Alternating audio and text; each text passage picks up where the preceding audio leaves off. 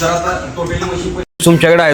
आता ही मिल्किंग आपण समोर किती टाइम दाखवलं शेतकऱ्याच्या इच्छेवरती आहे. शेतकऱ्याला वाटलं आपल्याला 2 टाइम पिळायचे 4 टाइम पिळायचे तरी आपल्याकडे इथं राहायची वगैरे सोय आहे. राहू शकतात, बघू शकतात.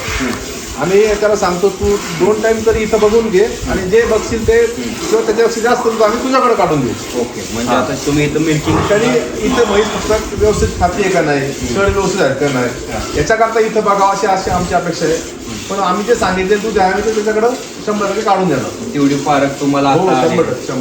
बरं, आता टोटल म्हशी विक्रीसाठी काय हे होतात तर ते त्यांना सांगा लोकांनी कुणाला व्हॉट्सअपवर काय होतं आता आपण इथं 25 म्हशी दाखवल्या.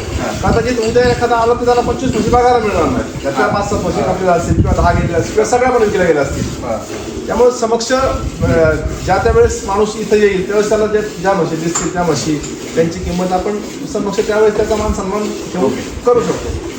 तर शेतकरी मित्रांनो, तुम्हाला व्हिडिओ कसा वाटला ते कमेंटमध्ये नक्की कळवा आणि लगेच इथं व्हिजिट करून लगेच समोरासमोर दूध काढून तुम्ही लगेच म्हशीचा व्यवहार करू शकता, म्हशी घेऊ शकता आणि नक्कीच घ्या.